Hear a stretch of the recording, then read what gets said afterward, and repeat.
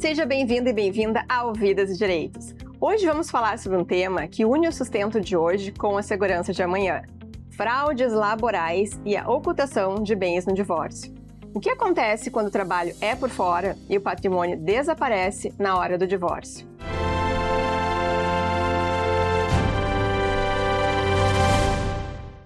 E para tratar desse tema conosco, no bloco Conexão Jurídica, eu conto com a participação da doutora Adriele Lacerda, advogada trabalhista, e mais uma vez com a participação da doutora Rogéria Bueno, advogada previdenciária.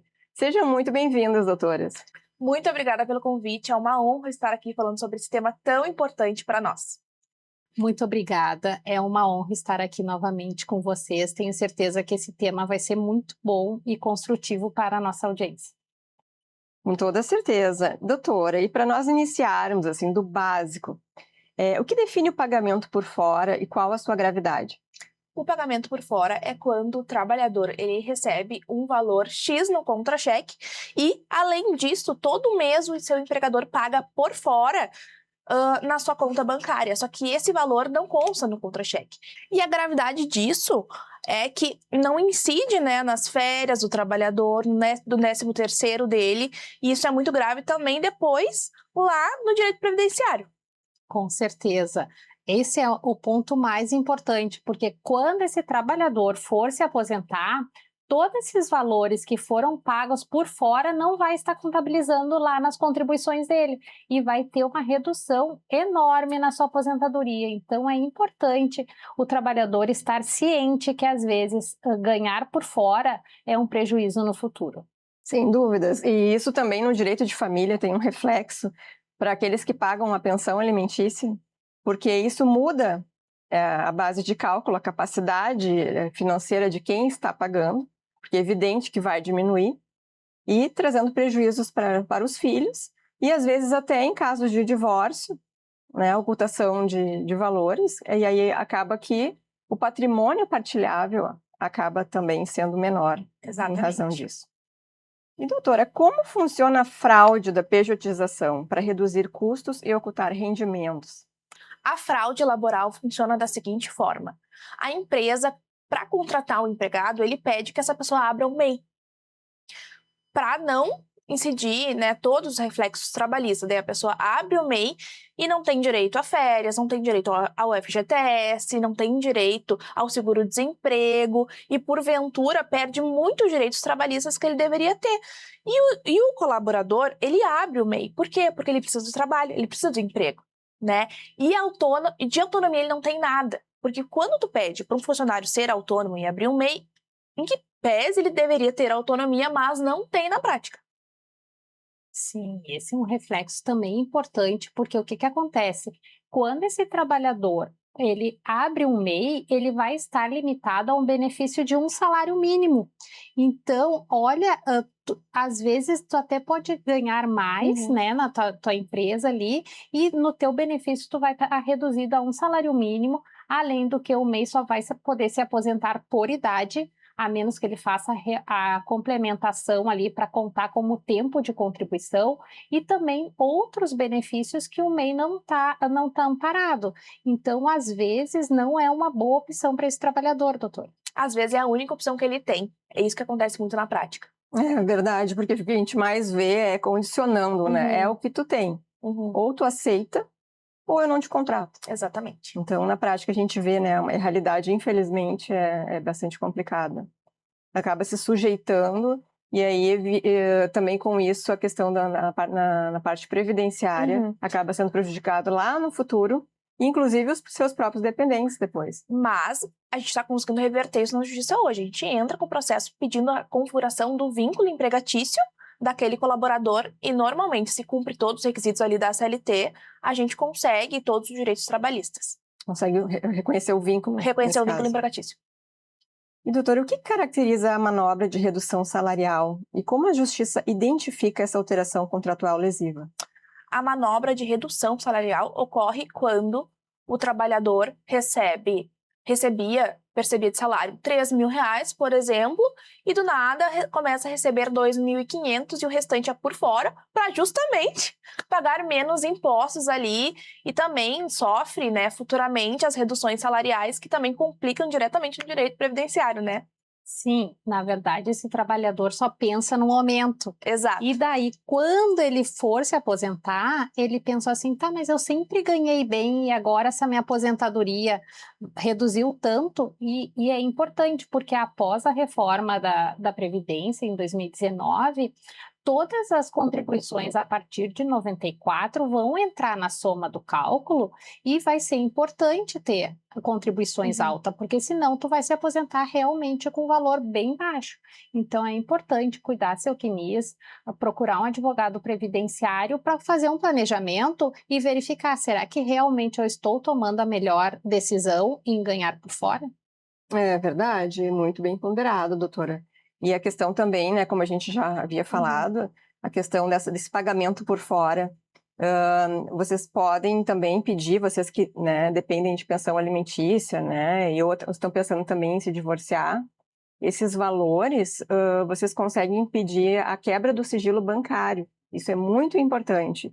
Então, às vezes, a gente Todos esses valores consegue... por fora aparece lá, não? Aparece lá e aí você não fica prejudicado. Então, fica uma dica aí para vocês. Procure um advogado especialista em direito de família que vai poder lhe orientar nesse caso. E existe fraude quando a empresa paga contas pessoais, como carro, escola, aluguel, ao invés de registrar como salário, doutora? Pode sim ser fraude, só que depende. Às vezes o empregador ele combina com o seu funcionário assim, ó, eu vou te pagar mensalmente R$2.500 de salário, mas não te preocupa, fora isso, eu também vou pagar a escola dos seus filhos, a sua prestação de carro, daí sim pode ser considerado fraude, porque ele paga justamente por fora para, de novo, não incidir depois nos pagamentos de 13º, de férias e também volta para doutora Rogéria no direito previdenciário. Pois é uma questão assim, ó, que na verdade mascara esse salário e reflete novamente no previdenciário. Então é muito importante ter certeza do que o que tu recebe de fato não vai estar constando lá no teu CNIS. E também aproveitando, doutora, que às vezes o que acontece, muitas empresas ainda pagam em dinheiro para não conseguir demonstrar esse pagamento por fora. Mas aí a gente consegue, como prova testemunhal na justiça, né, configurar aí e provar esse pagamento por fora. O empregador paga direto a escola para os filhos, o aluguel. Às vezes, o que acontece? É uma realidade que já se criou, né?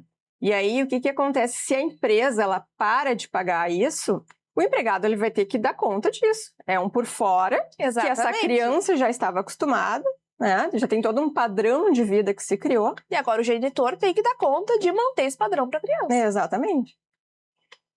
Doutora, como o trabalhador pode provar que recebe comissões ou bônus por fora sem recibos oficiais? Assim, para provar na Justiça do Trabalho, pode ser como prova testemunhal, né? O trabalhador pode levar testemunhas ali na audiência, e dependendo do rito processual, do sumaríssimo e ordinário, às vezes é 2, às vezes é 3 testemunhas.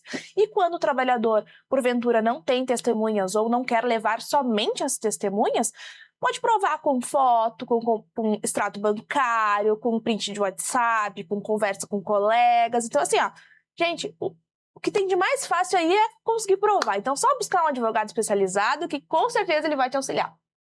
E com certeza ficar atento, doutora, aos acordos trabalhistas, porque geralmente, às vezes, tu não consegue fazer que essa contribuição feita lá na Justiça do Trabalho consiga ficar averbado no seu CNIS.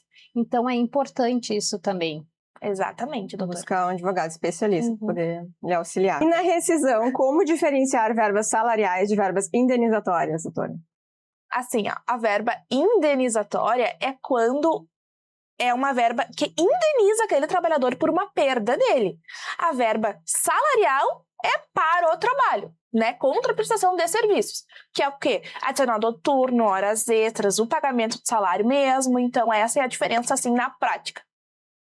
E além do que, doutora, essa questão ali das verbas salariais e verbas indenizatórias também são importantes, tudo se comunica, né, no Tudo se direito. comunica. Porque lá no direito previdenciário, as contribuições que vai ser feita para o CNIS desse trabalhador vão ser somente as verbas salariais, verbas indenizatórias não vão entrar. É importante o que o trabalhador realmente precisa ia receber, de fato, para ele ter a contribuição correta lá no INSS. Verdade. E lembrando também para o direito de família que essas verbas de natureza indenizatórias, elas não fazem parte, né, não entram, né, na base de incidência para a pensão alimentícia. Somente as verbas de natureza salarial. E, doutor, o fundo, ele é considerado verba salarial, indenizatória ou reserva de patrimônio? O fundo de garantia é uma conta destinada diretamente ao trabalhador, que é uma poupança, digamos assim, que todo mês a empresa deposita um valor na conta desse trabalhador para quando ele é demitido sem justa causa, ele consiga sacar esse fundo de garantia e também no momento ali da rescisão a empresa paga uma multa equivalente a 40% do seu FGTS. Só que a gente tem que analisar muito bem. Às vezes as empresas não estão fazendo o pagamento corretamente do FGTS. Vejo muito no escritório ali, tanto que eu peço para os meus clientes me mandarem o extrato do FGTS. Às vezes a empresa paga um salário menor, às vezes não deposita. Então, assim, ó, basicamente um patrimônio ali, uma reserva financeira para esse trabalhador, para, no momento da demissão, ele ter uma garantia de estabilidade, pelo menos por um período. E é importante também esse extrato analítico do FGTS, que realmente é o nome desse documento, ele é muito importante também no direito previdenciário, porque às vezes o trabalhador, ele recolhe o fundo, mas ele não está recolhendo corretamente as contribuições previdenciárias. E para te fazer a prova que realmente tu estava trabalhando, é importante ter esse comprovante do extrato analítico, que daí tu junta lá no INSS, ele vai comprovar que realmente tu estava trabalhando. E às vezes também, doutora, quando a empresa não paga ali o recolhimento previdenciário, a gente consegue uma rescisão indireta do contrato de trabalho no Justiça do Trabalho.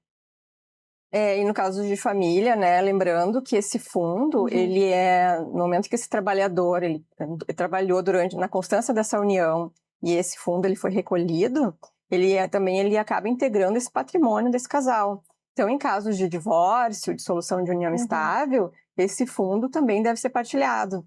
E lembrando que ele não pode ser sacado, né, doutora? Ele tem algumas hipóteses ali para poder ser sacado. Tem o saque aniversário, que daí o funcionário ele consegue sacar uma vez por ano no mês, seu aniversário ali, até um salário mínimo, e também quando ele for demitido sem justa causa. Se porventura ele pedir demissão ou ele foi demitido por justa causa, ele não consegue sacar. E também tem alguns outros requisitos que ele consegue sacar, que é bem como quando ele adquire um imóvel próprio, daí tem que ver, dependendo do caso dele ali na lei. Sim, tem várias hipóteses. Exato. E também lembrando que depende do regime desse casal, né? Comunhão parcial de bens ou comunhão total de bens, que esses bens, eles se comunicam durante a união. E como existem essas hipóteses, que o saque ele não é imediato, você pode também pedir para o juiz um ofício à Caixa para que ele reserve a sua ameação em caso de divórcio ou de dissolução de união estável. E como a justiça evita acordos que maquiam verbas salariais como indenizações? É que nem a doutora Rogéria estava falando. Ali na audiência de instrução ou de conciliação, quando porventura é feito um acordo no processo, a gente tem que verificar se de fato aquela verba que está ali, né? Às vezes eles colocam muito como verba indenizatória, né, doutora? E na verdade não é uma ação que pediu horas extras, adicional noturno, ou algum pagamento que porventura não recebeu e que não é indenizatória. Então tem que ver muito bem o que a justiça analisa. Se de fato o que está ali, o que está falado ali, é indenizatório ou é verba salarial. E qual a principal recomendação para quem percebe que seu contrato está sendo maquiado? Com certeza, a principal recomendação é buscar um advogado especializado em direito do trabalho, né?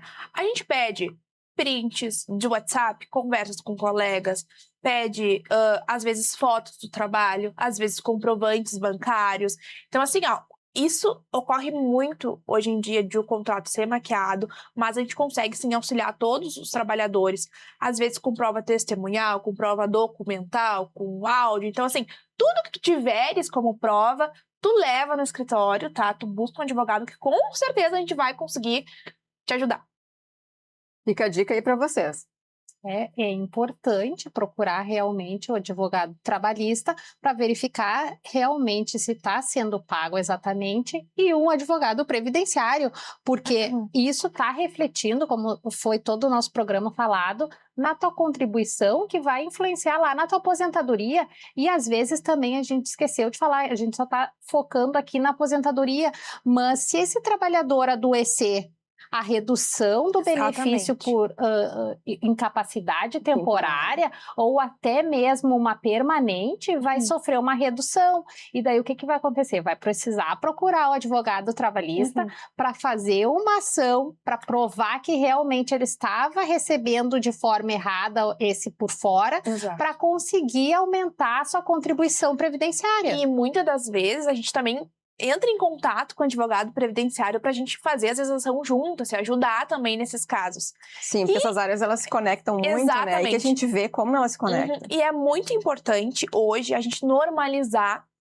a gente ingressar na justiça e buscar os seus direitos. Às vezes os trabalhadores têm medo de buscar um advogado, têm medo de colocar na justiça, mas assim, vocês não podem ficar sem os direitos básicos de vocês. Às vezes a pessoa não recebeu o FGTS, não recebeu sua rescisão corretamente. Então, assim, não fique com medo de buscar um advogado. Com certeza, ele vai conseguir te auxiliar e te tranquilizar.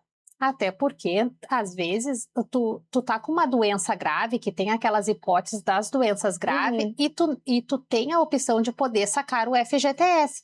E tu tem essa doença grave e não tem depósito de FGTS quando tu mais precisa. Exatamente. Seria uma renda extra, né? No momento, né, bem... Sim, uma garantia ali. Bem vulnerável, digamos assim. Doutora, infelizmente nosso tempo está terminando. Eu gostaria de te agradecer imensamente pela tua contribuição aqui para quem está nos assistindo. Foi um prazer conversar com vocês. Para desvendar também com tanta clareza as armadilhas do direito trabalhista. E, por favor, deixa seu @ para quem está nos assistindo, poder seguir lhe acompanhando. Claro, todo dia eu coloco no meu Instagram dicas para vocês, e o meu Instagram é @adrielelacerda.adv. Te espero por lá.